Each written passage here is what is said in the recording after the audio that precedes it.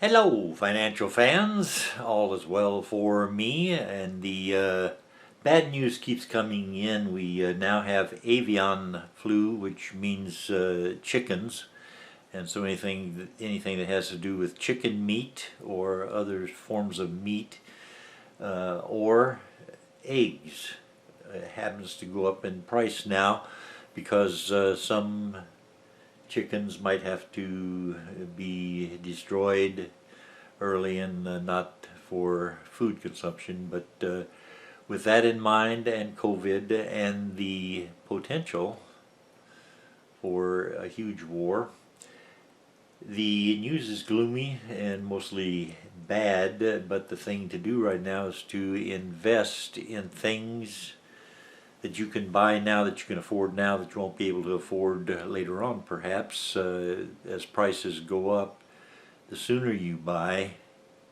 the more money you save. And also, as I've said before, grow a garden. Do the things that you can do that helps to keep your pocketbook from imploding. It won't be exploding, it'll be imploding. But with that in mind, I had, in this past 4-day week, we had Good Friday. We did not trade stocks on Wall Street, but the 4 days pretty much not up or down for me, and I'm right now not ahead of last year's last day of trading. Whatever I started with this year, I have less value right now, but it's not a big deal. I'm down probably about 1%. I have several stocks here that we can look at, beginning with Bank of America. I've had an account there at one time many years ago. Bank of America, symbol BAC. Take a look at the column on the left, 2/3 of the way down, a 52-week range for Bank of America. $36.50 to $50 for the range, and that means that right now the price at $37.57 is closer, much closer to the low than it is to the high. And Bank of America should benefit from some of the financial things that are going on right now, as far as interest rates guaranteed to go up this year and possibly next year and the year after. So at $37.57, Bank of America looks like a bargain that could be purchased and held on to, and it would pay us a small dividend. If we look at the middle column, third item down, PE ratio 10.52. That's a very good PE ratio for a bank, especially a big bank like Bank of America. And we look on the column on the left, all the way down toward the bottom, average volume. 55 million shares trade every day, and all the way down the bottom of that column on the left says that's near fair value. The $37.57 is about what it seems to be worth right now. And earnings per share, $3.57, more than covers the forward dividend of 84 cents, and the yield at a little over 2% is not a big yield by any means, but it helps give us a little bit of checks coming in with dividend money while we wait for interest rates to go back to whatever might be more normal than what is happening right at this moment. The 1-year target, all the way down at the bottom of that middle column, 1-year target, $50.04. So that would be a big move up if that should happen, and that might be a stock for you to consider. And remember, I'm not a financial advisor, and any money that you invest in the market can be lost, and there are better ways to invest your money right now, such as buying canned foods and food that comes in boxes, such as cereals and crackers and so on, because we know that is going up in price as the year goes by. Inflation is well dug in and is affecting each and every one of us right now here in the United States, and I assume around the world.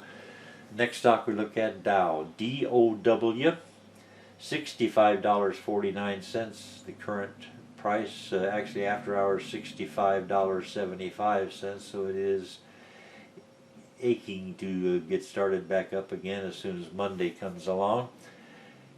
Column on the left, 2/3 of the way down, 52-week range, $52.07 was the low, $71.38 was the high for the 52-week range, and the DOW stock is pretty much in the middle there between those two numbers. The average volume, 5,600,000 shares trade every day, and this stock is considered to be near fair value by the people who put together the pages at Yahoo Finance, a great place to learn more about stocks if you want to study stocks and you're wondering where is a lot of information. At Yahoo Finance they do have pages and pages of information available. And the Dow page here, third item down in the middle column, PE ratio, 7.82. That is a very nice PE ratio. We're very satisfied with that. And the forward dividend and yield, $2.80 is the amount, and that's well covered by the earnings per share of $8.38. If that keeps up, the dividend will not be a problem. 4.36%, a good dividend to receive while you're holding on to the stock.